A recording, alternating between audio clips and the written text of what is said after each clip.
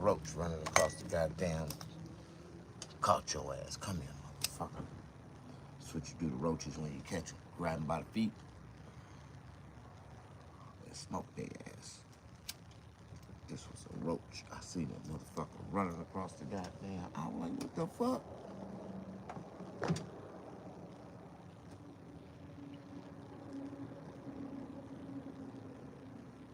Nine, 14.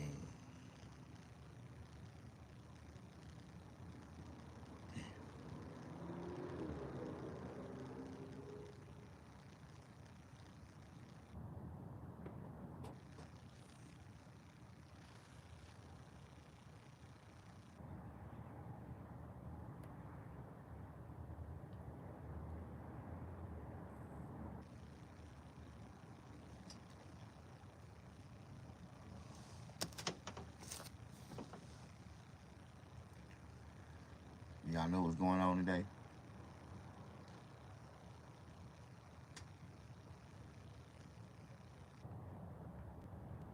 Let's see if y'all understand what's going on.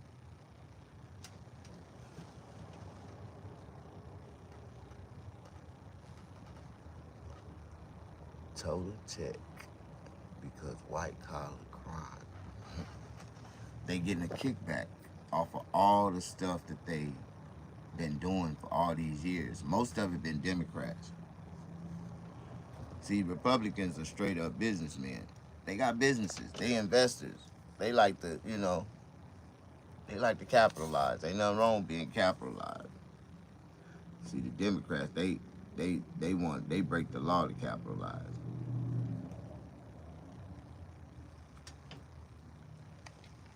They break the law to keep breaking the law to capitalize. Now we're gonna listen to this. I don't think there's been, I don't know of a case where an organization's been more transparent than the Doge organization. The White House said Tuesday Musk is serving as an unpaid special government employee, and therefore his financial disclosure report is not required to be made. Elon Musk and Donald Trump is working with no pay. Donald Trump is not taking his presidential pay. Elon Musk is not offering he's not working for no money. Why is the Democrats getting so upset for them to audit America? For them to see where America's dollars being spent on, what is being spent on, who the money's going out to, how we in debt. Like, no president has tried to sit down and try to figure out our national debt and say, you know what, we finna solve this. We will be out of complete debt by next year if we allow Elon Musk to continue to do what he's doing. Complete debt. Inflation gonna go down, the price of food gonna go down, the cost of mortgages gonna go down, everything gonna be down because America is gonna own it instead of be in debt. Like, they done already found over $500 billion in wasted government spending. And they ain't even halfway start through yet. So they estimated by the time they finish deciphering and figuring out all this shit that the Democrats done put in place for the last 20 years, that they've been undiscovered over $1 trillion in wasted government funds. And they gonna allocate that money back to the American people. How you doing? Push that like button. A lot of people don't understand what's going on right now. And even with me breaking it down to them on a 4th grade level, they still can't understand it. Stop spreading taxes on virtuous, short-sighted, self-righteous cause. You're right. Make America great. That's what we're doing. We're trying to make America great, I guess. Like, I know I am. It's about what we do to make, America great. Now, what I did, I want you to please look. I got a draw out of my homeless shelter, my community. I got this digital layout of the way that I want to do my community, right? I've been studying on my homeless shelter, how I'm all the amenities and stuff that I want to do for my homeless shelter. This is my homeless shelter right here, and a list. These are the things that this is the things that I'm gonna do. I want to build a little pond in the center of the property. This right here is gonna be my welcoming center, my entry center for the homeless shelter. Now this is this might take 20 years to get completed before I have all the amenities and different things that I want to build on my homeless shelter. See, to draw plans to a future, I get on the computer and I really get detailed about shit. Like, I really want to build a homeless shelter and help people who can't help themselves. This is gonna be called a human restoration center. A human restoration center where I'm gonna be, have you ever seen those shows where people restore cars? They do complete restoration on cars, old school cars and stuff. We're gonna do a complete restoration on human beings. Like, we gonna transform complete lives. People that want to, this is a program by choice, and everybody who enter this program, when they complete it, they're gonna have money in the bank, credit cards, they own house. They're gonna have a house that they either buying or completely paid off, and they're gonna be a part of a community that's gonna be helping other people get on their feet the same way that we help them get on theirs. How you doing? God bless you. Push that like button, show me some love. I wish y'all can help me put some things together so I can start on my project and build my homeless shelter. A lot of people don't like, that I be trying to, I'm trying to speak in the universe. I'm trying to bring to existence something that a lot of people can't fathom, and I want to have complete transparency.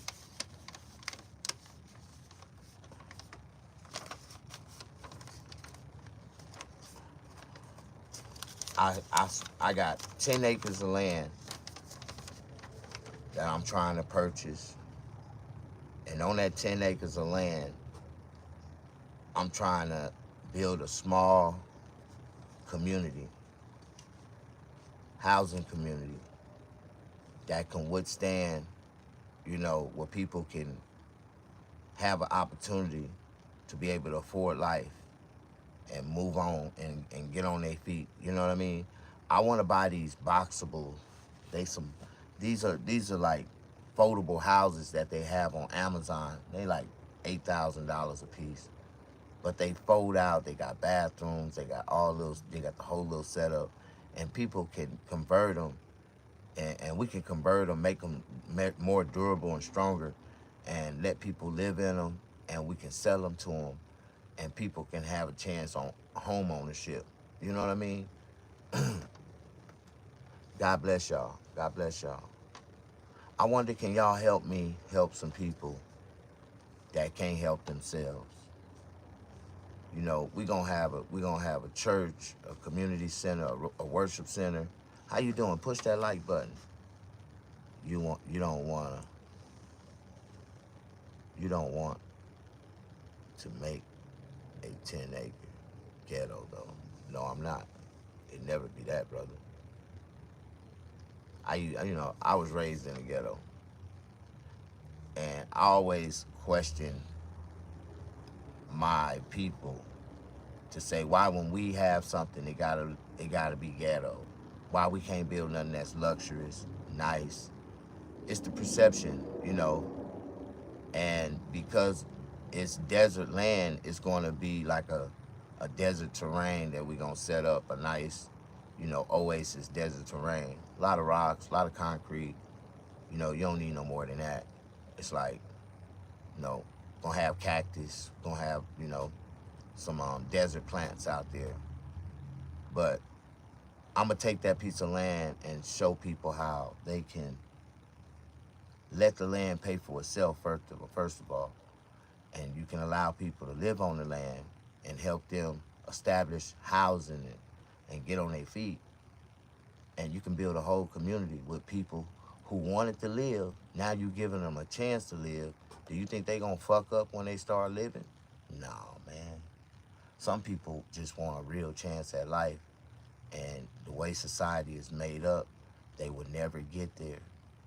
But I got a way that we all can get there together, but we gonna have to build a community, and each one teach one. Everybody gonna have to work with each other. And some more things. How you doing? Push that like button. You need to screen the owners. I am the owner.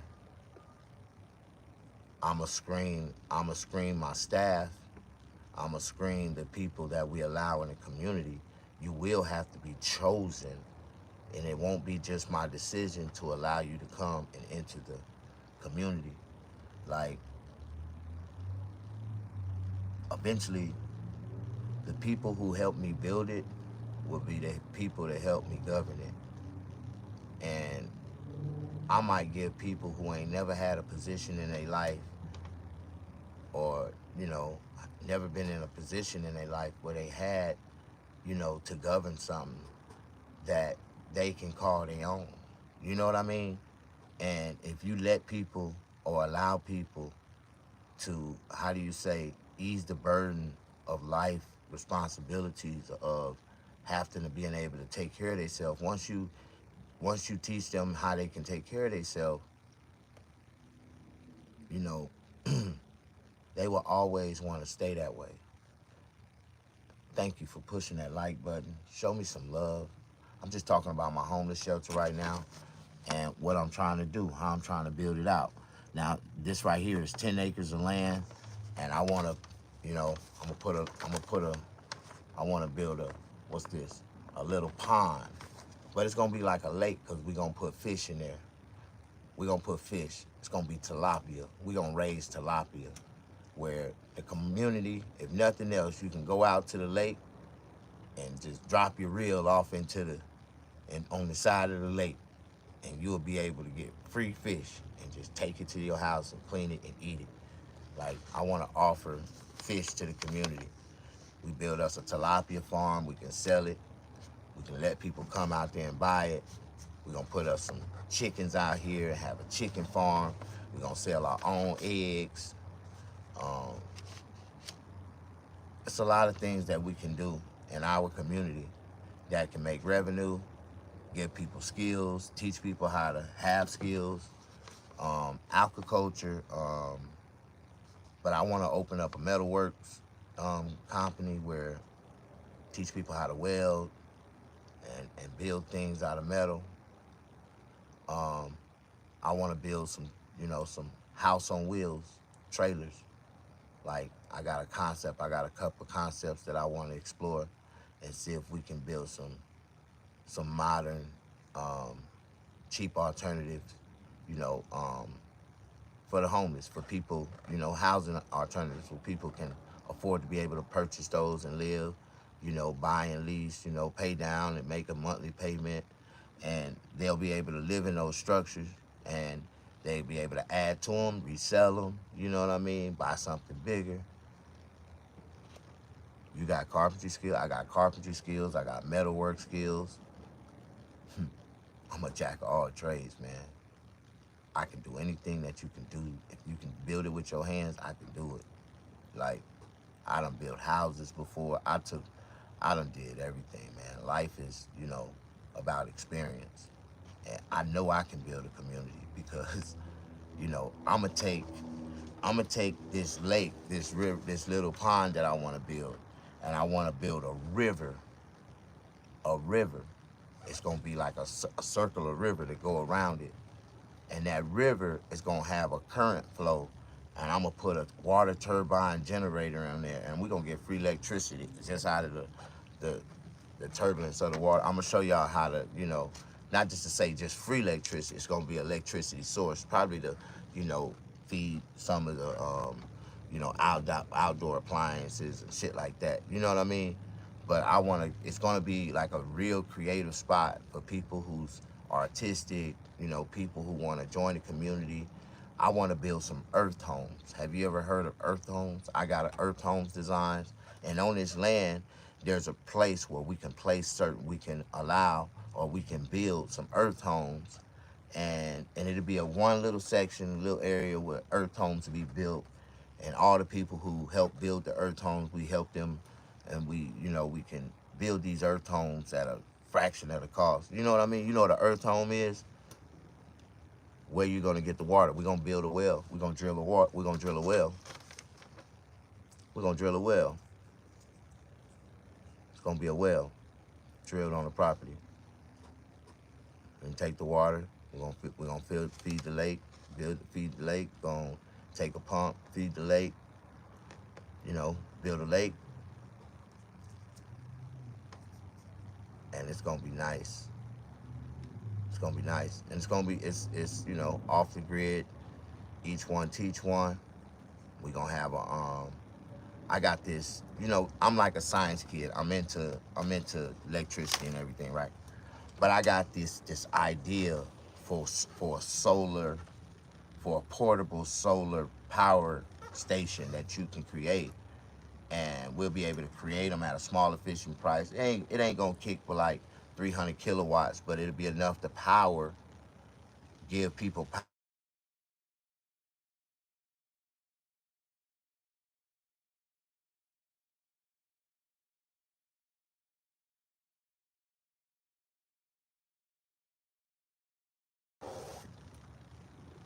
Not sure where you're gonna find creative homeless people.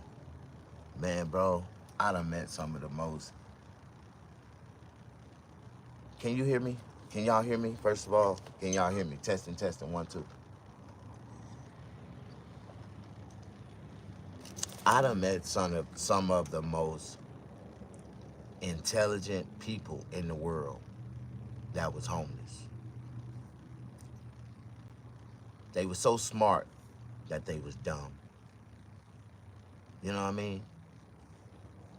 And curiosity got them trapped mentally in a whirlwind of life that they couldn't find themselves, they couldn't get themselves out of. Do you understand? Do you have any idea how much land costs in California? Yeah, and I found the land right now. I found 10 acres of land for $39,000, 2 parcels, and I want to get both of them. Could join them together, put a big ass fence around them. It's got a railroad running through the property. We'll be able to see the new train coming through so the community people gonna see us. That train come through, they gonna see us. They gonna be like, what the fuck is that out there? Oh wow, this is snacks. We heard about it. It's in them. They gonna come through so fast. They just gonna see it and be like, what the fuck did we just see? It's gonna be an oasis in the middle of the motherfucking desert, man. And then people think that, you know, it's not even far from my barbershop. Like, it's not far from my barbershop. It's about a 40-minute drive. It's like the further you get out, the more desert, going out into the mountain terrain. It's out here where I'm at. So it's like, it'll be less than 2 hours away from Vegas. We'll be able to do, we get us a bus and do Vegas bus rides, trip rides, and have people from Vegas come visit our community. Like, I can just see how we can build something so nice in the middle of nowhere.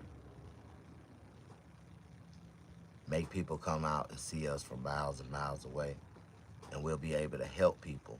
And eventually it's gonna build out because it's property for sale around there. So just people ain't got that light bulb ain't popped up because that train ain't finished yet. When that train finished, when they finish building that train, Motherfuckers gonna buy up all that property out there. All that shit gonna be housing, or motherfuckers gonna build, all kind of shit, apartment buildings. Ain't no telling what the fuck gonna go out through that way. But eventually, all of that will be redeveloped fucking real estate property. I already see the future. I know what the fuck it is. But if we can build it now, right now, it's in the desert and it's considered rural agriculture land. So it's RL. We can do rural living and agriculture out there. So it's perfect zoning for exactly what the fuck I'm trying to do. And we can have recreational. It's recreational. We can do recreational. So I want to build like a track. It's 10 acres of land, so I'm gonna build like some trails and tracks for people to be able to ride they Sea-Doos. Not they Sea-Doos. What you call them damn things? The razors. They like quads and ATVs and razors out here. A lot of them got razors, so they like to get out in the desert and do donuts. So we're gonna do a donut track, a donut spin, places where they can go out there and they can camp and be able to have fun on their razors. But I want to build this trail. I seen this because it's terrain out there. It's nice. I done been out there, seen the land, seen it stood on the highest peak, seen all the way across it, and shit. It's like we can do all kind of shit with that land. Like, you know what I mean? Push that like button. Yeah, I'm a visionary, man. Like, I see things that nobody else can see.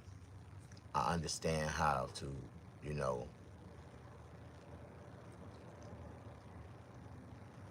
I know how to create peace, create my own atmosphere that's so peaceful that'll draw everybody to it. Like, everybody ain't gonna be welcome here. Everybody ain't gonna be allowed to be here.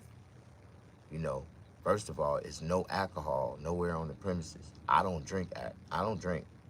I don't drink wine. I don't drink beer, or I drink spirit. I don't drink. So this whole community will be alcohol free. Like, you know, I'm not saying you can't have you a bottle or you can't bring your own can of beer or 6-pack. I'm not saying that, but I'm not allowing no alcohol on my premise. I'm not saying you can't sneak and drink you a beer.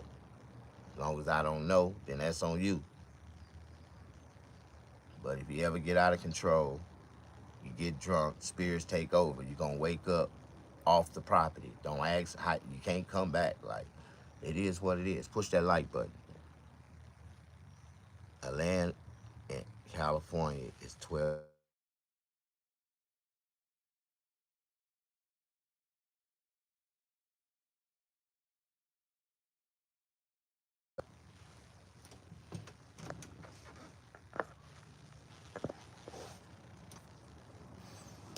I need 22,000.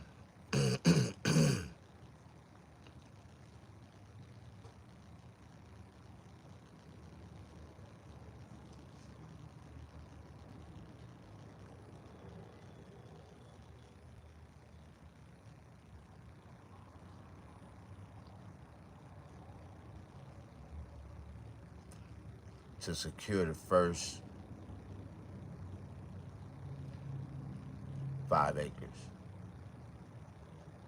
I want to get the first 5 acres in the front and put a fence around it. So I got to come up with $22,000 to get the first 5 acres.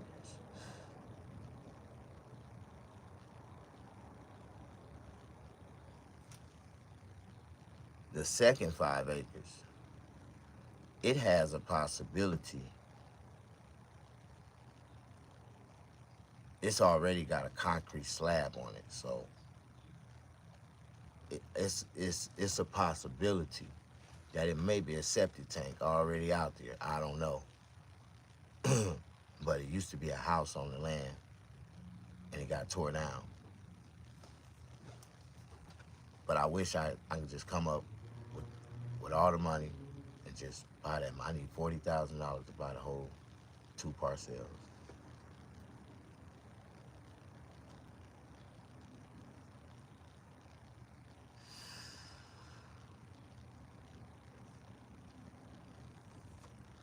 But $40,000 for 10 acres of land, it's not bad in California.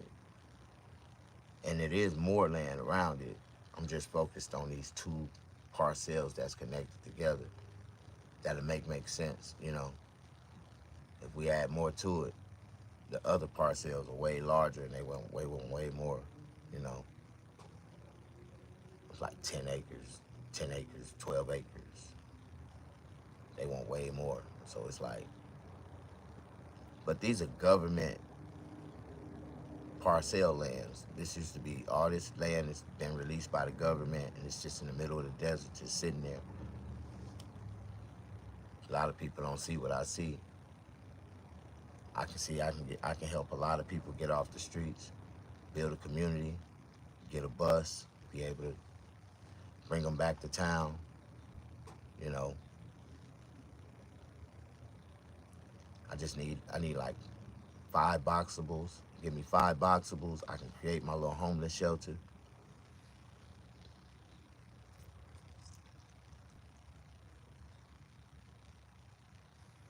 Each boxable you can get like, shit, 1, 2, 3, 4, 5, 6. At least 6 to 8 bunk beds in each one. That's like 12 people you can just house, let people sleep, give them a place to rest, build a community. Skillful people, man. It's a lot of people, man, with a lot of knowledge, and they need to find themselves, and somebody got to help them. Push that like button. You said 5 acres of land in Southern California is 60,000. No, brother, give me 60,000, and I'm gonna go get 10 acres and be able to put a whole fence around the 10 acres, and we can be able to start the process. I probably have half of the goddamn hole dug out for the goddamn lake and everything by the time you get there. Give me 60,000, and I can show you what I can do with it. I don't know, you know, it is some rich ass land in California, but I know what I'm trying to do. I done already found the land that I know I want. I know exactly where I want to land at.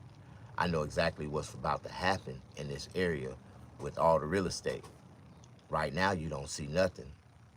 20 years from now, it's gonna be a whole bunch of shit out there. Whole community. People are steady flooding, ain't got nowhere to go. They steady building, they steady adding on. But right here in this area where we're at, in California, this is the last blank sheet of Southern California. And every sheet in Southern California, they done filled up. So this is like the last great buy-in, the last place where you can find cheap, affordable land, affordable houses, but everything is going up, and it ain't gonna never go down. Like, so I gotta figure out a way how I can, you know, raise some money, get some money, and be able to, you know, buy this land and start the project. Once people see the project unfold, I swear they gonna be like, okay, everybody gonna want a piece of the pie. But it's a process, you know. I might die in the process of completing this, you know, before it's 100% looking like the way I drew it out on a computer, or like the way I'm dreaming it, like, you know what I mean? But for the most part, I know we can build a lake, we can do the river, the pond, you know, we can put the boxables, you know, and the boxables is just the start of the community. I see, like, some of these companies are taking these boxable units and they doing their own little twist to it, adding self-sufficient power sources to it, self-sufficient water systems to it. And that's what I want to do to these. Like, we're going to convert them, make them better. We might end up putting an extra 20,000, 30,000 into the structure of the boxable, but it's going to make the boxable, you know, how do you say, durable and last longer, and people will be able to self-sufficiently live in it and won't have to pay a light bill, won't have to pay a water bill, be able to get on their feet, save their money, you know, own their home, and be able to have a second chance at life. This does not sound like valuable business opportunity. Yeah, because you don't know the cost of living in California. So for the most part, we're gonna buy these boxable containers and stabilize them and make them better. And over time, we're gonna sell them to the people in the program, and they'll be able to have, you know, opportunity for ownership, home ownership. They don't have to live in these things forever. They can be able to, you know, save their money. They can buy them They can buy them a real house, a better house, have some land, buy them some land and build a house. I'm teaching people how to get to their dream home. Like, it ain't your dream home unless you build it from the ground up. And if you're smart in California, you'll buy a piece of land and build your own house from the ground up. It'll be cheaper than for you to go buy a house already built and established on land in California. You know what I mean? Like, I did not get this old being a fool, man. And that's what old mean. You know, a lot of people don't understand the definition of getting old. Old mean outliving dummies. And I ain't a man like everybody else. I know right now in my life, I'm almost 50 years old, and I would never qualify to be able to buy a home. I can't even qualify to rent a nice apartment. Like, I can't. My name and I don't make that much money, and I don't try to, you know, I quit. I gave up a long time trying to fight the rat race of life and try to keep up and compete with people. Whatever God give me, I'm content with. As long as I can make a way with that, I'm okay. You know, a lot of people live, how is your credit? My credit's cool. My personal credit's cool. I got a 600 credit score. That's good, ain't it? I got a 600 on the ass. 600 credit score. I'm doing good. I got about a 600. If I pay all my credit cards off, it'll jump up to almost 7. I'll be balling. But damn, I didn't, you know, credit card debt is real. Life is real. You know, people don't understand that. If you ain't got no credit, then you don't know what credit card debt is. Like, and most people that say they be talking about credit don't even have a credit card. Ain't never had no credit in their life. Talking about trying to tell people what they ought to be doing. But hey, push that like button. Show me some love. I will only invest in people with good credit. Well, I ain't never had credit before. I didn't start establishing credit until I got my barbershop, right? When I got my barbershop, the Lord showed me how to get some credit. Right now, I got 5 credit cards. You know, in the last 5 years of my business, I know I done made at least over 100,000, at least 100,000. Like, in 5 years, like, I know I done made at least, I done made 100,000 paying rent. Yeah, I pay $2,600 a month, and do the math. You do. Now I'm at $2,875. So my rent go up every year. It's gonna go up this year in August.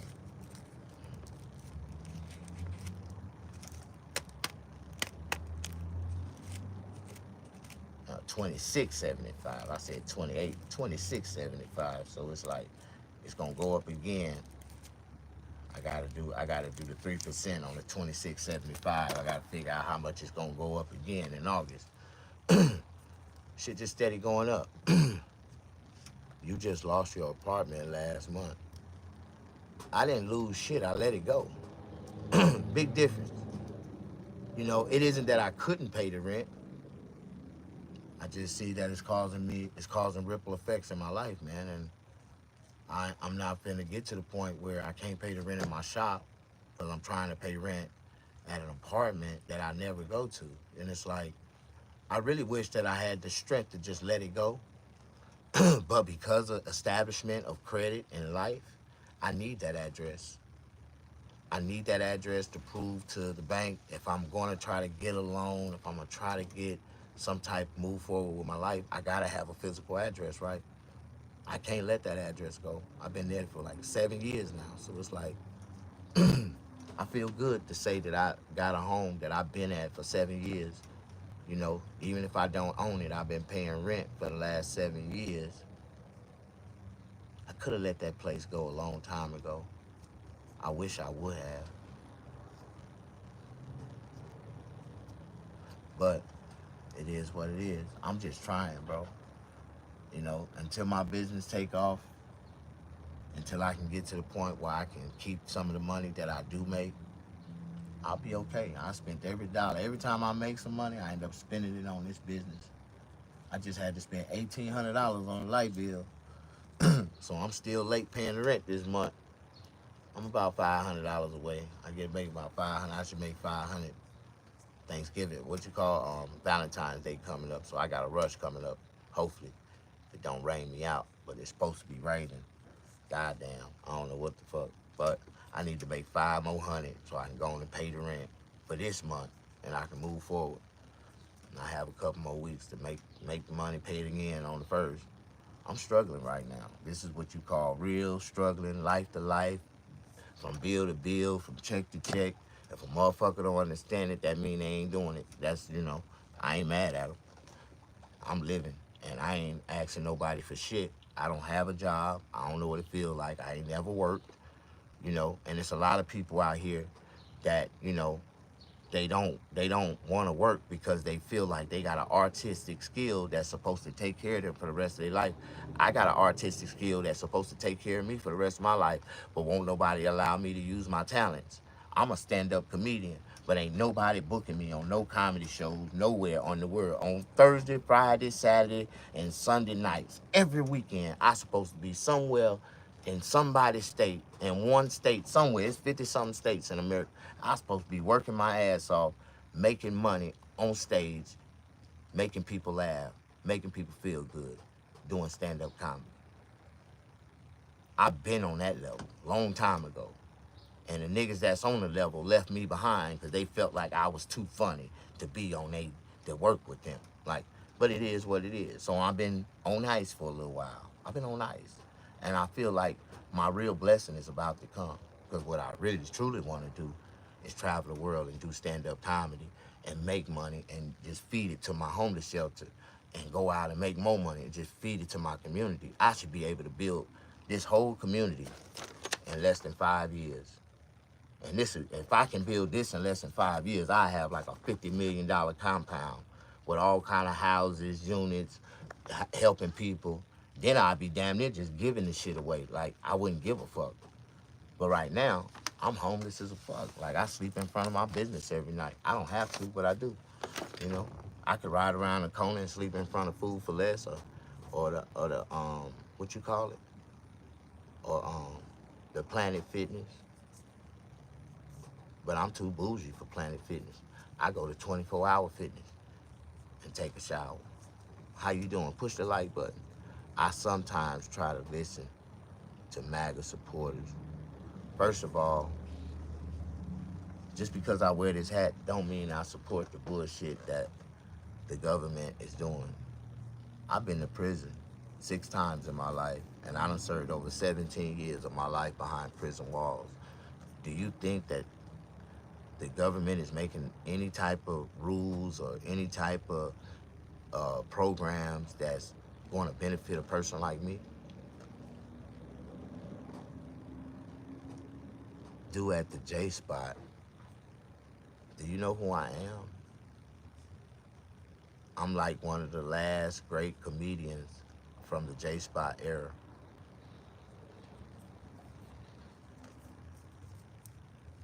I used to have a show at the J Spot. It was called the Friday Night Funny Show. Friday Night Funny. And it was amazing. Wall to wall. People was in that motherfucker. Seeing Snag. Snag and friends. It was funny as hell. I know comedy, man. That's all I do know. That's the only thing that make me feel good is laughter. I done been through so much pain. That's the only thing that make me feel good. I don't want nothing else. I just want love and laughter. That shit feels so good. The same way I make people feel good when I cut their hair, it's the same way I feel when I get off stage after making a bunch of people laugh. I just released all my energy. And it feels good. Y'all don't know what it feels like because you ain't never been on stage before. On that type of level of stage. Like that shit. I love that shit. And it's a lot of comedians, man. They know me, all of them. Cat Williams, Kevin Hart. Every one of them niggas know me by name. But they would rather fuck with another comedian that's not funny, that didn't put in the work, that, you know, that kiss their ass before they work with a real comedian like me that can make them 10 times funny. Like, I don't even have to tell jokes to help people become even funnier. I know comedy. I know what's funny. And if you can make me laugh, you gonna kill, Nick. You gonna kill, Nick. But you don't understand this game. You know, I worked hard at that. Like, I worked hard at stand-up comedy. I used to do 2, 3, 4 open mics a night all throughout Hollywood. I'm walking up through the Hollywood Hills and everything, just busting down open mic.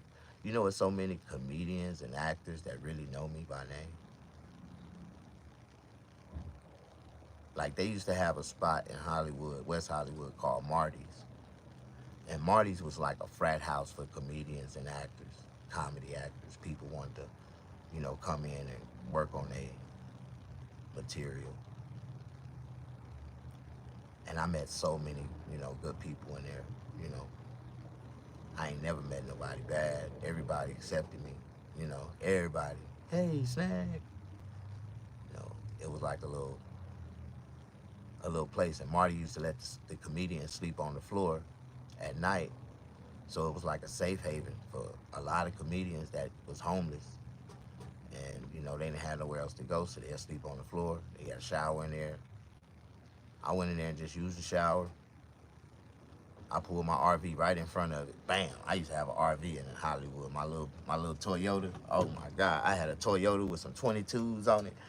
Man, I had my Toyota RV, so I'll pop that motherfucker right there and be good. Yeah, I had murdered my shit out, painted it all black. My shit was like incognito on the motherfucker. How you doing? Push that like button. Why did you end your comedy career? I never ended my comedy career. I actually got blackballed by Steve Harvey and J. Anthony Brown. And no major producers or, you know, comedy promoters, they won't book me on those shows. Like black promoters, all that. Oh man, you in a controversy with Steve Harvey and J. Anthony Brown. We can't work with you. What the fuck do me, Steve Harvey, and J. Anthony Brown got to do with y'all? Like, what the, like, I'm a stand-up, I'm a comedian, bro. Like, why can't you book me on the show? Like, they won't book me because of Steve Harvey. Steve Harvey really blackballed me, had me blackballed. How you doing? I used to work on I was working on J. Anthony Brown. I worked on a show with J. Anthony Brown. And Steve Harvey, they bought out our show.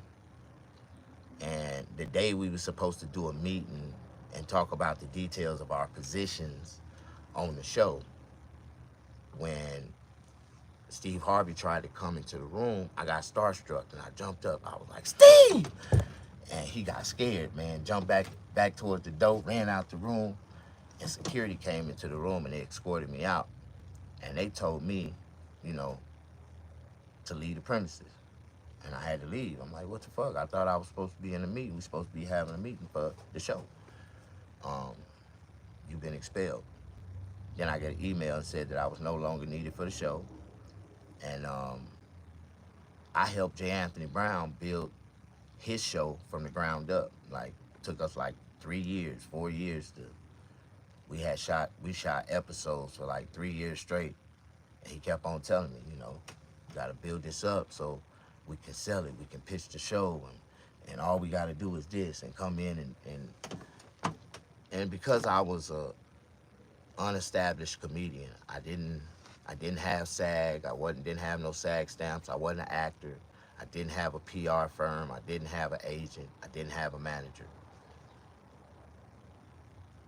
They kicked me out of a $1 million production. Easy. Got me booted. Like, but everybody else that was a part of the production, the producers, even the last comedian that we brought to the show, it's a black girl named Courtney Black. And I helped choose Courtney Black. I told him, I was like, Courtney Black is a good comedian. I had the final say what type of comedian that was going to be on the show with us, and he asked me, do you get along with her? I was like, I ain't got no problem with this girl. She's cool. She's very intelligent. She was a school teacher and on her day job. So I'm like, man, she's actually very smart. She ain't like the rest of these comedians. She do got a day job.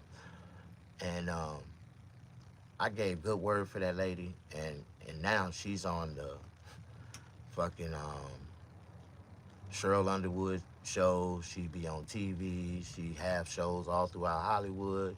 I reached out to her and asked her, I said, hey, Courtney, how you doing? Can you book me on something? Can you put me on the show? I can't mess with you, Snag, because of, Jay Anthony, the controversy. I can't deal with you. I'm like, wow, Courtney, I helped you get to where you at. You ain't even on that show no more. But it is what it is. I don't want to talk about people. I know how people are. So eventually, I know what it takes. I need a real team. I used to read the scripts. I used to have a script already written for me every week when I came in, every day when I came in and did a show. My segment was already pre-typed out. When it was my turn to speak, how long I was gonna speak, the duration of the whole show, like all that shit. When you're doing a script, the details, it's a lot of things that people don't understand. The details is right there on black and white. And when you selling it, when you got a show, this is like archives, shit that they have. Ain't none of that shit just improv. It's all pre-scripted. It's like we are told to do certain type of like news stories and shit like that. And it's the projection for the media. It's the projection for the society. Like, man, it's crazy. It's fun. If you ever done it, if you ever got a piece of the pie to ever live it, and it was crazy because I got fed a big dream. Like, man, help me build this show, Snag. This was what Jay Anthony Brown told me when he first put me on the show.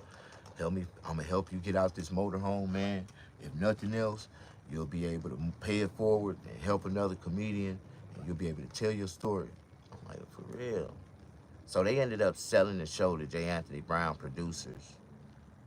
I don't know, for undisclosed amount. No, it's a couple 100,000, maybe a couple million was involved. I don't know. But our show went syndicated, and we was in 27 states that Steve Harvey and Ricky Smiley was not in. So we was in a third market that Tom Joyner used to have. And our show, the first week we launched it, went #1. And I still question to this day why Jay Anthony Brown sold our show. But I noticed it wasn't Jay Anthony Brown making the decisions. Jay was getting kind of old. He was kind of incompetent. People around him was playing him on his intelligence, using the fuck out of him. Jay was spending so much money on the people around him. And I used to always just watch him. I ain't never asked the man for shit. Only time I complained to Jay is when they held my money back. It was like 3-4 weeks, 5-6 weeks sometimes before I got paid. And I never got money directly from Jay Anthony Brown. I always had to go way to Santa Clarita to his PR management firm.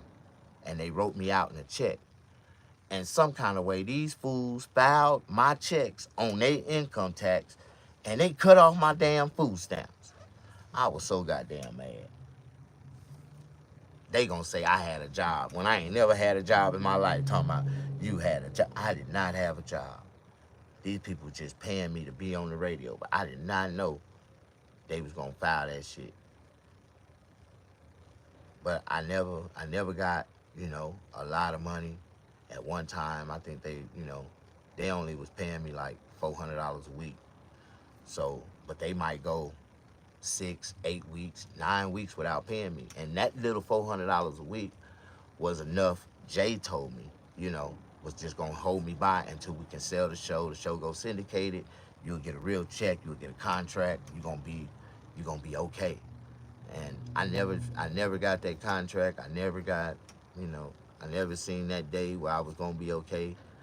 When he sold the show and went to the Steve Harvey show, then he announced he had cancer. He had to spend all his money that he sold that show for cancer treatments. And people got mad at me because I was trolling his ass, talking about I don't give a fuck about your therapy payments or none of that shit. Like, I want my money before you pay for any of them ass cancer and them cancer treatment, nigga. I was really trolling the shit out of him. Like, I just want my money, man. You owe me some money, motherfucker, and I want it. And I couldn't find no type of lawyer, no type of entertainment lawyer. When I brung up Steve Harvey, motherfucker would hang the phone up in my face. You trying to sue Steve Harvey? Hell yeah. These niggas got away with, them motherfuckers owe me at least a couple $100,000, shit. Like, fuck that. How you doing? Push that like button. I was just sharing a real story in my life. It's just details, but shit, it was true. They got away now, the statute of limitation. That was 2018. It's 2025. 7 years done went by now. They done got away. Jay done went broke. He back in Carolina somewhere, living with one of his family relatives or something. Jay lost his house. He lost the club. He lost his Rolls Royce. He lost everything. Jay lost everything. I felt so bad for Jay because I was trying to help him and I helped him save the J spot for a couple years. For the couple years that we had that show, we saved the J spot. People was able to still go and perform. But Jay went bankrupt, and he kept on trying to come, you know, push that hot ass, that damn dumb ass hot sauce, talking about mofo. I'm like, man, don't nobody give a fuck about no hot sauce, man. You need a better product. Then he came up with some hot nuts. I'm like, nigga, hot nuts? Man, y'all old motherfuckers, man. Y'all need, man, I gotta create my own products. How y'all doing? Push that like button.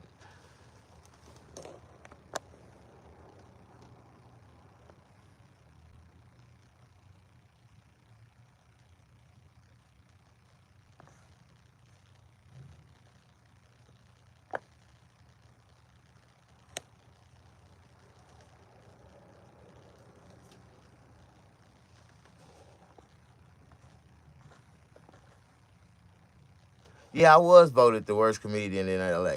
And I don't mind being the worst comedian in LA. You know that? That was the best thing about it.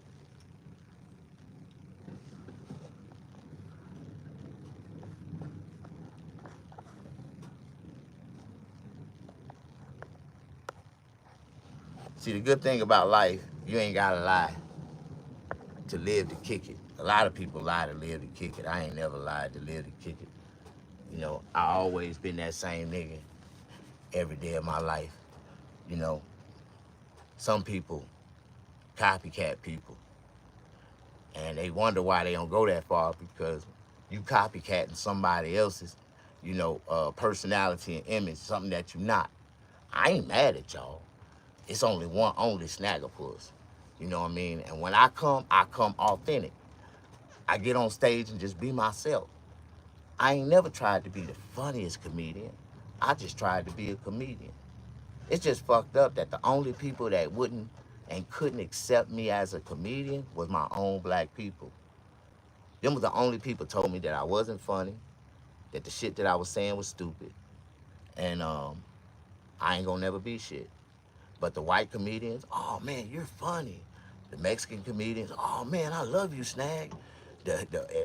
Everybody else except my own people told me that I wasn't shit.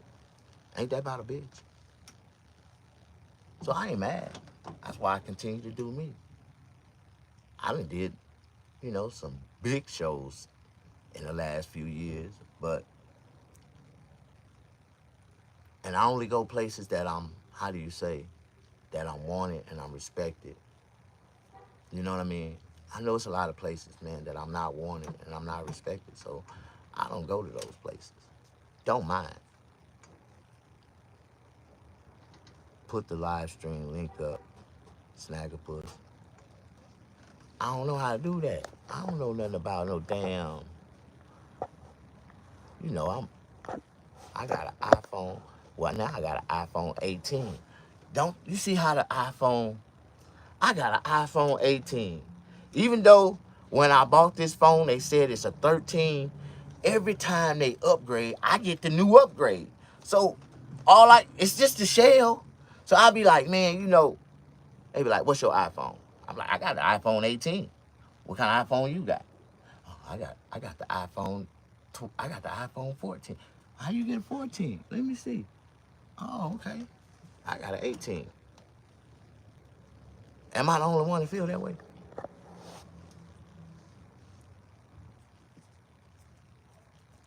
I don't know how to put the live stream up, Darren. But you know what? Life is too good for me to be stressed. You know, now I got a bigger motorhome. You know that guy at Rosebud? He used to have a motorhome.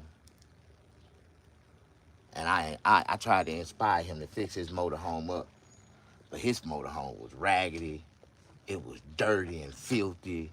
This nigga had beer cans and shit everywhere, condom rubber packets and shit all over the floor. Not condoms, but he had the packets and shit all over the floor and shit. I just like, you know, I don't know, man. Some people, if they wasn't raised or taught how to clean up, they just don't know how to be clean people. You know what I mean? I know that dude, Rosebud.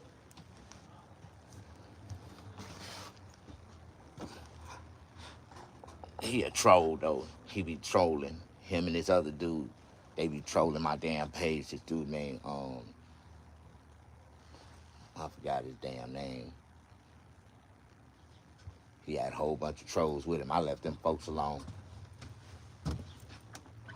Years ago, now they done came back. They done resurfaced. They see I got 10,000 followers now. Now they done came back.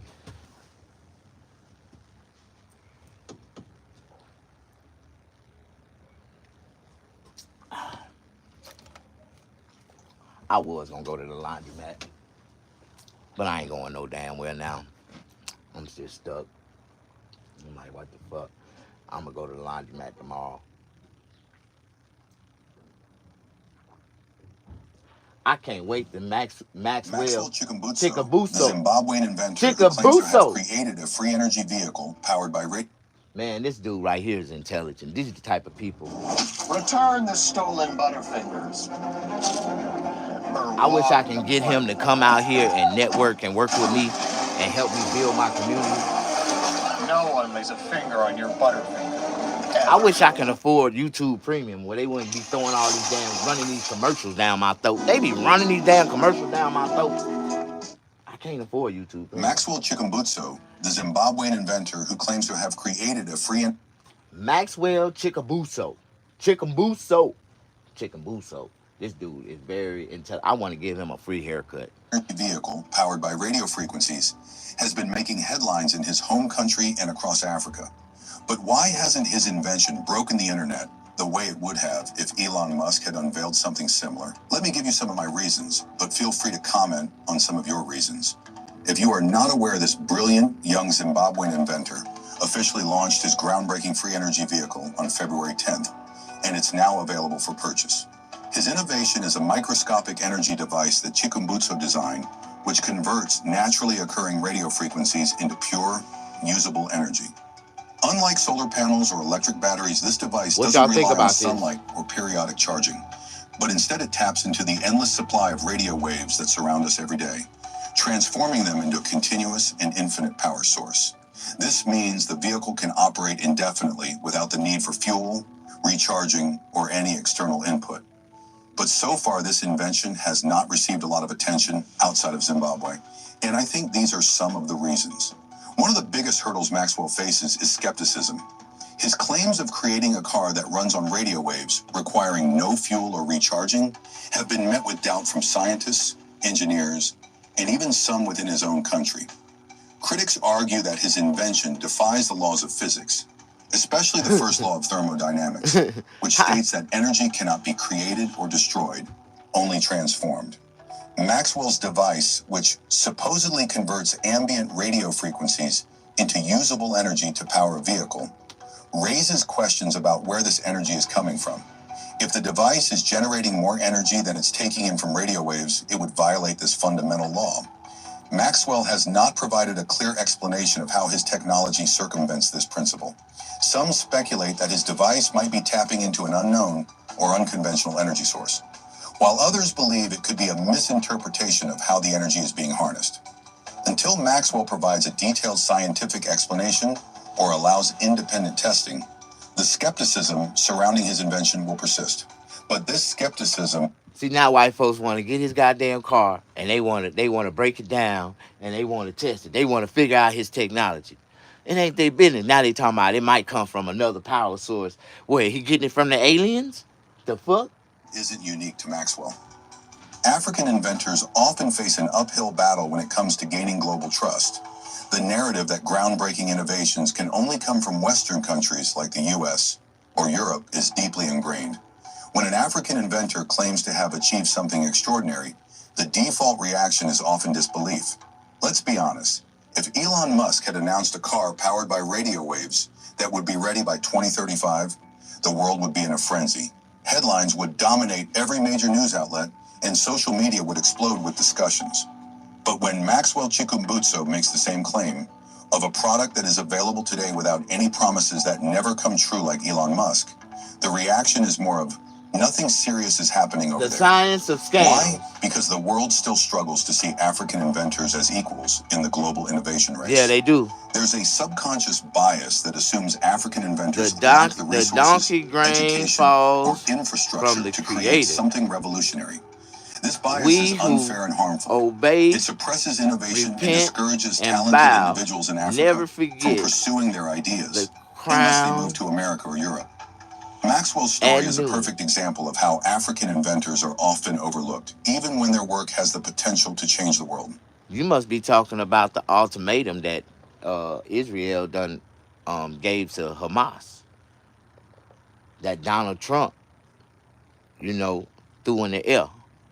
And Israel caught it. And then they made it an announcement. By 12 o'clock on Saturday, if your ass don't release all the hostages, fuck what we negotiated, all hell finna break loose. So you finna run down there, let all them people go back home. Now you finna run back down through there and kill them again. National genocide, right in our face. Modern day genocide, right in our face. And ain't nothing we can do about it. Push that like button, show me some love.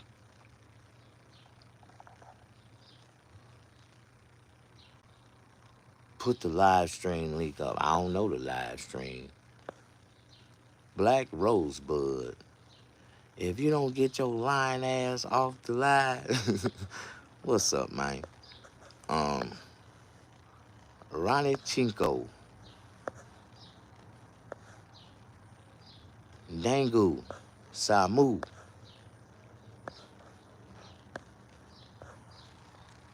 Thank y'all for coming in. Thank you very much. It's just amazing how when I get to talking about something positive, how people have negative comments, negative opinions on something that they don't even want to do. If you don't want no parts of it, just say it. You don't gotta say that it's negative. Because we trying to do something. I'm trying to do something to make it better for me and ever else want to join the program and live better with me. Like, I think everybody agree that I do live a peaceful life. And if I let anybody else live around me, they will live peaceful too, So, I don't know about the rest of y'all, but I need me some coffee. I'm really discoagulated right now. Where my keys at? Okay. And my coffee right here. My keys is right there. Boy, this damn buddy heater right here. Got this heater right here. Oh my God. I know I'm high off carbon monoxide, but I got my windows cracked. It's still. And that one little buddy heater right there do me so good. Man, y'all don't know what po living feel like.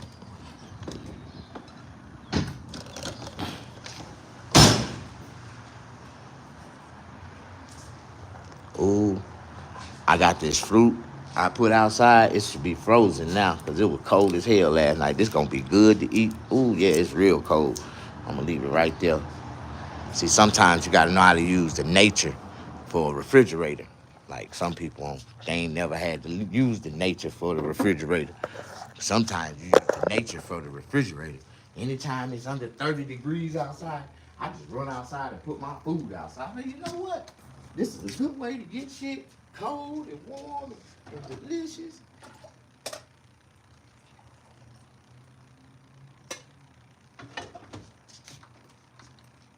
You know what I'm talking about? I am so hungry.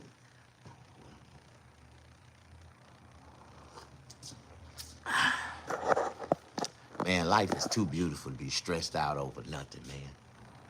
See, a lot of people be stressed out over nothing. And when I get stressed out, I turn around and I look what the Lord done blessed me with and how far I done came. And I just let the stress go, man. There's no need for me to be stressing over something else that is out of my control. Do you understand? Amen. If you agree or disagree, let me know. Miss D-Lo, my baby, how you doing? Push it in. Push that like button. Come on in. Show some love. I'm just showing some natural surviving skills right now. A lot of people don't like my survival skills. A lot of people don't like that I do have my own RV. Why it was like 10 degrees outside last night. It's still 20 degrees right now. Whew. Shit. Whew. This is life. If you live it, if you ever lived in it before, you understand. I need to go to the laundromat.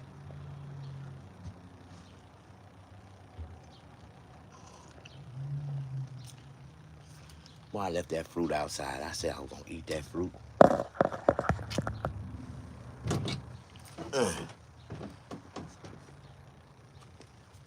ain't got time. I just been drinking coffee, smoking cigarettes, thinking about my homeless shelter. I stayed on the computer like 4 hours drawing this shit out. I gotta paint a vision, man, of exactly how I want shit to go.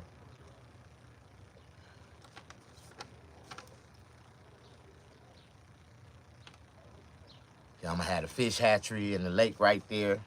This portion of the lake is gonna be a fish hatchery. The little round portion lake. That's where the fish gonna be.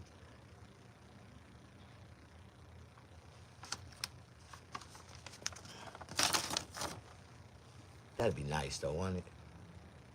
To build an oasis in the middle of nowhere. Be able to allow people to come out to the land. I'm gonna be able to rent out rooms for $40 a night. $40 a night. You can come into my homeless shelter, have a room, get 3 meals. You get a meal when you get there, a meal for breakfast, and a snack lunch to leave. Get dropped back off the nearest town at the unemployment office where you can look for a job. You know. How y'all doing? Push that like button. It's gonna be beautiful. Yeah, I keep talking about my homeless shelter, man, my life, man. I told you, Miss D-Lo, I be getting deep. See, I went and I drew out some shit on the computer, man. Like I'm trying to really put it into existence where I'm gonna put a lake in the center right there. Put a lake in the center. I'm gonna have some basketball court. I need to build a basketball court. We're gonna have a little park for the children. We have the kids out there. We have a little park for them, a little play area so they can play.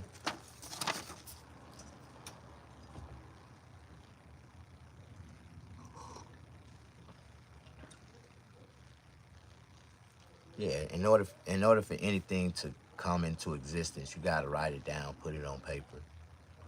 You just can't talk about it, be about it. Like I'm the type of person, I draw out my dreams, man. Everything I ever written down on a piece of paper and said I wanted it, I did this, this is what I want to do. I ended up some kind of, I might not have accomplished it exactly like that, but I accomplished it. Like when I had a church. I had bought a church one time. And I bought a whole church building. A whole church, for real. This real life. I bought a real church. I bought the church. Got it. It was on sale. Real estate market. I bought the motherfucker. Paid cash with it. Crack cocaine money. Bought it outright. I bought the church with intentions to convert it into a barbershop, man. I said, you know what? It's in a nice neighborhood. And I didn't even know at the time.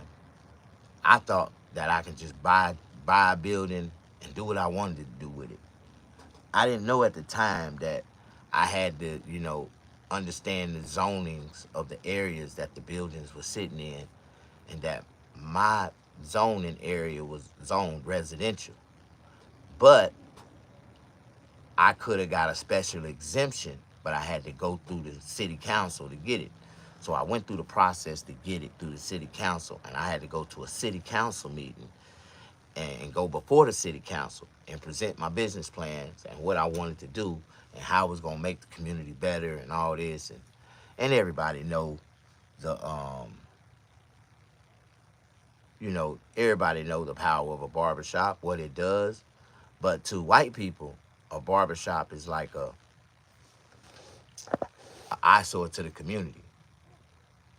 It's a place where people can fund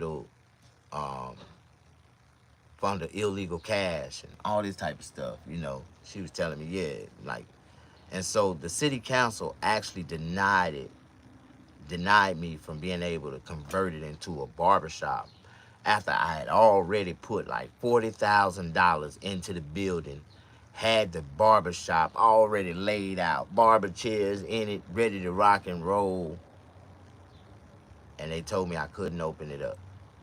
So I ended up having to take that damn barbershop that I converted, that church that I converted into a barbershop, and scrap all those plans, because the city told me the only thing I can do with that building is to convert it into a house or back to a church. I said, oh man, this is crazy. This is crazy. And I got my building permits and I converted it into a house. And I built that house from the ground up.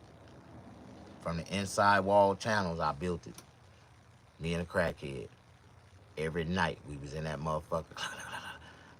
Gave it a new foundation, built new walls in it, got to the ceiling, ripped the roof off, went up another 8 feet, made it a 2-story. That's what I did. I made it a 2-story. It was a 1-story, but I ended up converting it into a 2-story. And raised it up, put the roof on it. I put my master bedroom on the top, converted it into a 3-bedroom house. Like, had it nice. Had a den in the back with the fucking had it converted with the octagon den in the back. Had the bedroom off the end of the edge. The master bedroom, it was a wall that went through the octagon. Secret door in the wall. Tap it, the door open. You go up the wall. It was a stairwell of stairs. Go up to the 2nd floor. It had a hobbit hole. Like, it was a hobbit hole. The hallway was real thin. Like, we had to move all the furniture up to the top floor while we was building the room, because once we sealed off the room, no big wide furniture was going to be able to get up through there, because we built the hallway real thin, because I ended up setting a security system up where I had a 12 gauge that flipped behind the door, and if that 12 gauge would have ever went off, if anybody would have pulled on the door, it had a mechanism to flip to pull the trigger on the 12, and it was going to shoot everything in the goddamn hallway. Like, yeah, I really built my house with security protection like a motherfucker, like all the way to the router. And you had to come in, go up the stairs, come around, come back around again, and you had like a 4-foot, 5-foot hallway that you had to walk to get to my door, to my bedroom. And my door was 4 feet tall. I had cut that motherfucker in half. Like, I made the door like 4 feet tall. So you had to reach down to knock on the door, and that 12 gauge was sitting right up under that motherfucker. So if you pulled on the door, if you tried, the way I had it set up, if you'd have made it around that corner, as soon as you'd have made it around that corner and stepped on that wood, it would have triggered the mechanism, and it would have made the 12 gauge blow through the door. Boom! boom, like, and it would call everything in the hallway. I wouldn't have gave a fuck. You ain't had no business coming. And if you'd have made it to my front door, I don't know how the hell you made it to my front door. That means you done broke through my wall, came up my flight of stairs, and made it to my door and thought you was finna get to me. But when you did, you had a rude awakening. And behind that, I had, I had a couple of AR-15s, SKSs. Like, I had an arsenal of guns. I just felt like, if a motherfucker make it up here, and if they do, they gonna say hello to all my little friends, cause like, you know what I mean? You booby trapped the house now. Yeah, hell yeah. I used to sell cocaine and heroin. The weed and the pills, that wasn't that violent. But the cocaine and heroin by itself was yeah. I had every house that I ever built that I had, like, you can ask anybody that knew me. I built like booby traps. Fucking, I had flip doors. All my doors were flipped. You was not finna just walk up and kick in none of my doors. I had fucking steel screen doors, all that shit. Like, I built fortresses, like, for protection. I protected my drug money. I protected myself. But I spent my drug money on nice protection equipment all the time. I had cameras everywhere. I had cameras before motherfuckers knew what cameras was. Like, for real. Yeah, I booby trap. I had a crackhead, man. That was like, and it was a security mechanism, man. Like, and I even had an escape. I had an escape route built in my bedroom. For my closet, I had a fire pole that go all the way down, and it drops down and outside into my utility closet on the outside of my house. It was a fire pole. I had to slide down that motherfucker. And I had a motorcycle in that motherfucker, just always cocked and ready, just in case. And one day, it came to pass, and the police tried to raid my house.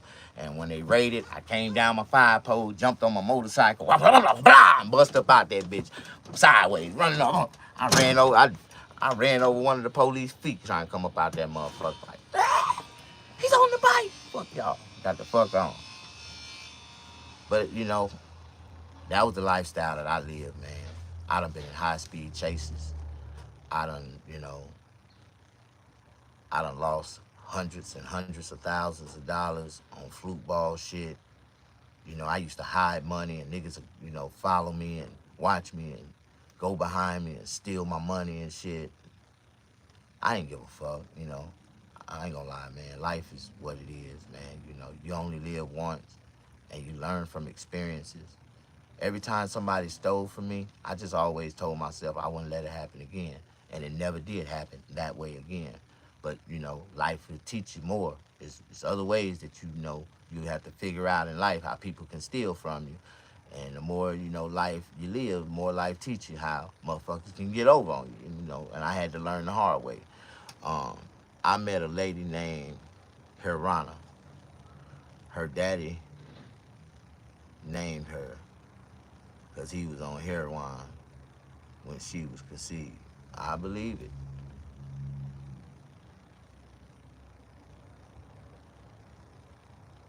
I believe it.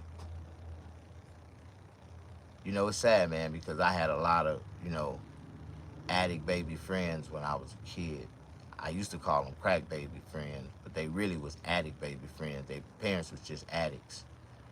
And if we tell the truth, man, a lot of people get on drugs because of stress and curiosity.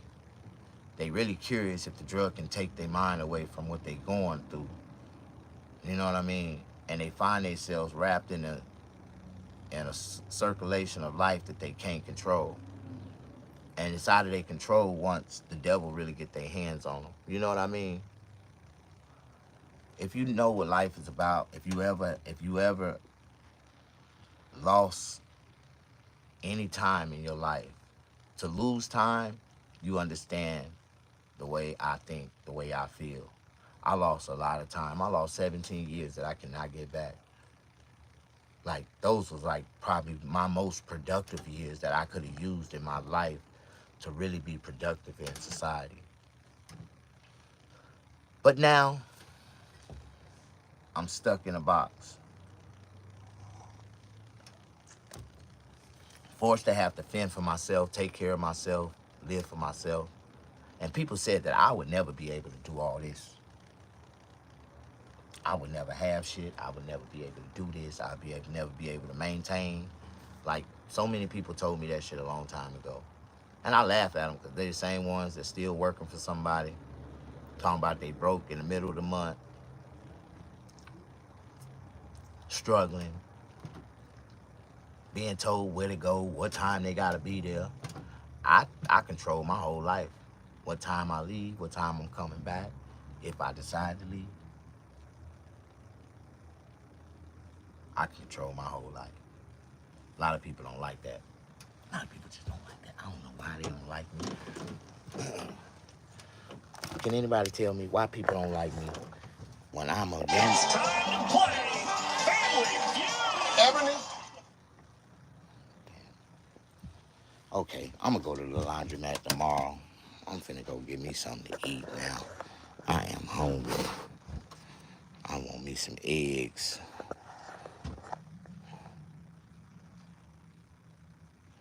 Need me some coffee.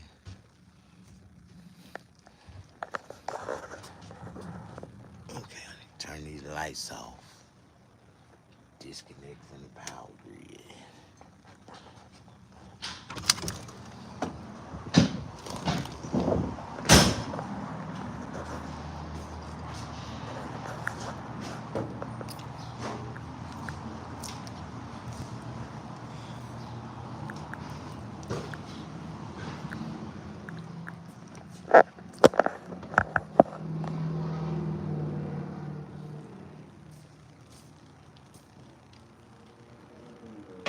Yeah, I bought some shelf groceries, but I couldn't afford eggs. Eggs were like $14, $13.98. I was like, I ain't buying no eggs. I had food stamps and I still didn't buy no eggs.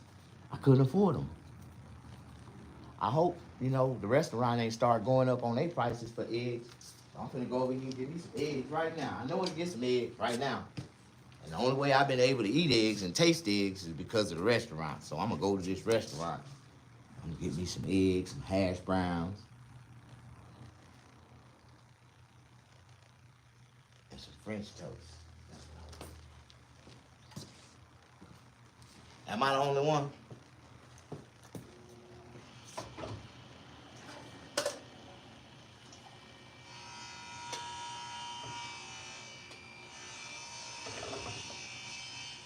Something happened, and I lost my coffee cup.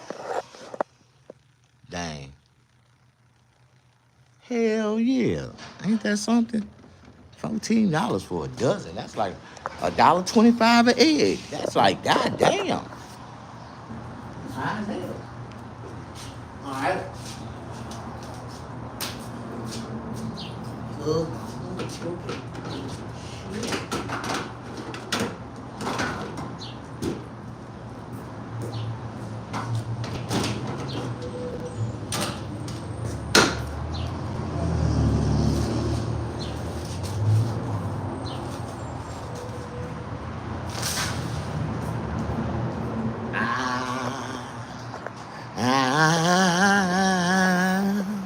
I know. I know.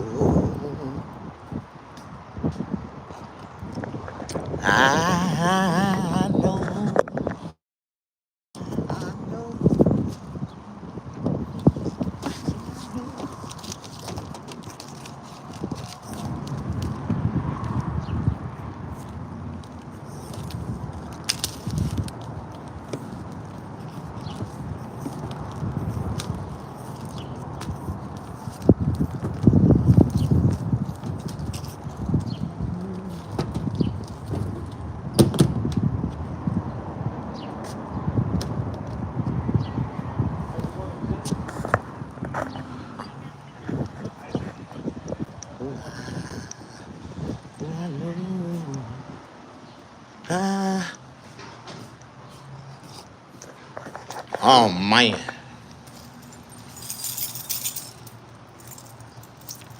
Whew. That coffee tastes good. Ooh, I know. I know. I know.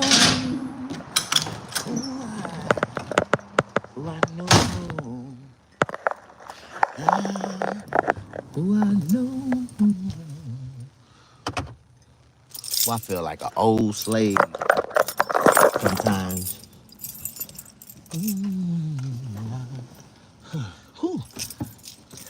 Haven't you ever noticed how little men be driving big ass cars all the time? Everybody be like, man, you be little as hell driving that big ass goddamn RV. I be like, I know. Ooh.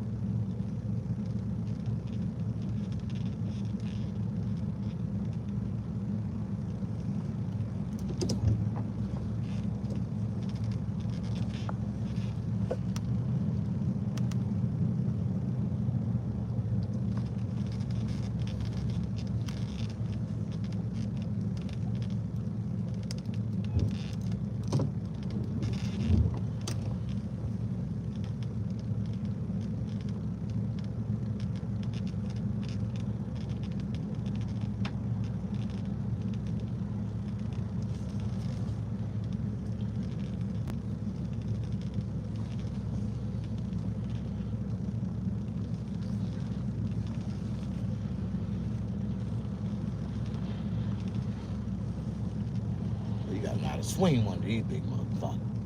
Let's see.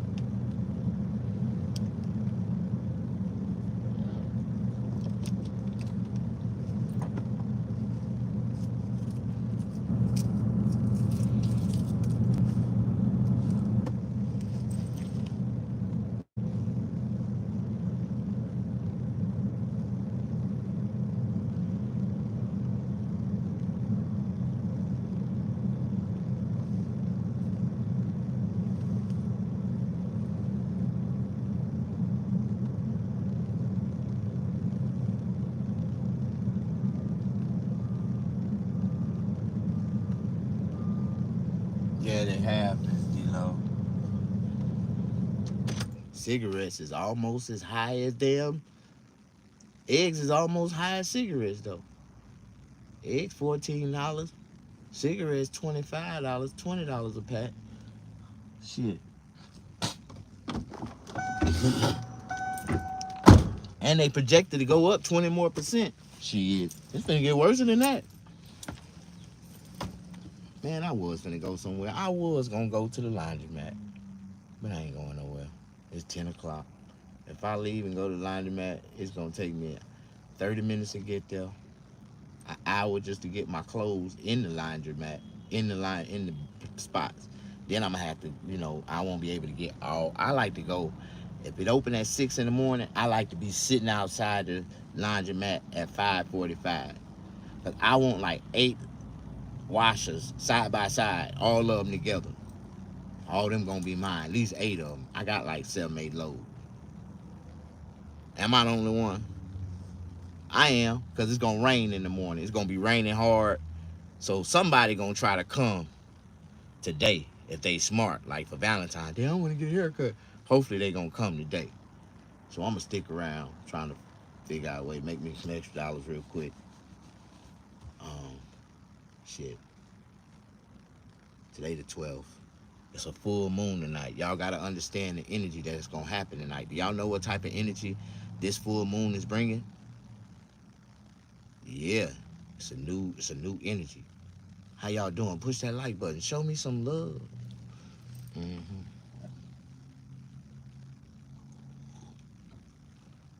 They done went up on eggs. Dang, Snap, that's expensive.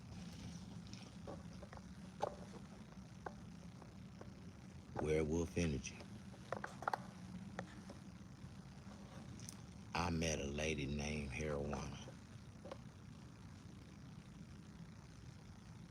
Your booby trap. Jesus Christ. You and a crackhead. Yeah, me and a crackhead built that house. Me and PJ, he was the crackhead jack of all trades. That nigga built a motor for me. He helped me build my house. He helped me build my barbershop. That nigga put on a roof to my grandmother's house. Like, he did so much, man. PJ did so much work for me, man. For real. He took a Chevrolet, a police interceptor, a 19, I want to say it was like a 92, 93 police Caprice Classic. You know, it had that LS in it. What was that? No, that was like a 90. It was a 95, 96. That's what it was. A 96 Caprice Classic. That's what it was. It was a 96. And he took that 96 Caprice Classic and took the engine out of it, that LS engine, and he put it in a 1975 Caprice Classic. Nobody had a LS engine fully converted over from a new car to an old car back then. That was unheard of. Everybody that said it, they said they couldn't even do it. Can't take a motor out of a new car and put it in the old car. Motherfucker couldn't even do it. This white boy took the computer, the brain, everything out of that Caprice police car, put it into that 75 Caprice, and had my shit burning, rubber coming through the block. I'm like, man, because that's what we into down south. When we build cars, we into high performance and excellence, like, high performance, high quality sounds, and big rims, nice interior. I just love white interior. White and green is like my 2 favorite colors. Push that like button. He made a whole new vehicle. Yeah, I did. He did. And I had the car painted. And I was just infatuated. I was a drug dealer, cocaine white, and it had like a burnt orange brown, like accents in it with the Chevrolet colors in it. It was nice. It was funky. Had Louis Vuitton interior, all white seats, 5 TVs, PlayStation 5. It was now it wasn't a PlayStation 5. It was a PlayStation. That's when PlayStations had first came out. It had a DVD in it. That's what it did. I said a PlayStation 5. But I do have a PlayStation 5. Even though I don't know how to turn a PlayStation 5 on, I own a PlayStation. I bought it for my son, but I actually own it. It's mine. Nigga ain't played it for 3 or 4 times. I tried to play it, but I can't play no games. I ain't never been able to play no games. Even when I had PlayStations back then, I wasn't buying them for the games. I was buying them for the DVD players, you know, because we had them little hood flicks, pop them pussy videos, them Luke Campbell, you know, the tour, you know, the car show videos with the girls riding around shaking their booty, you know, Black Spring Break and Freaknik videos. We had those. Them the type of videos we like to play in our car when we was, you know, coming through and shit. You know what I mean?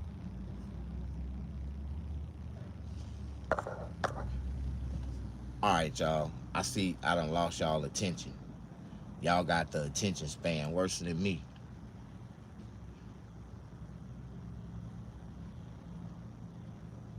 Really look like it's about to rain. I don't want it to rain, but I know it's about to rain. And because it's about to rain,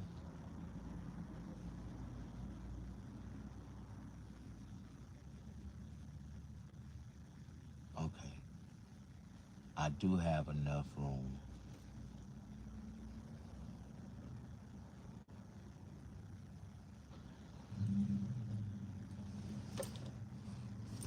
Okay.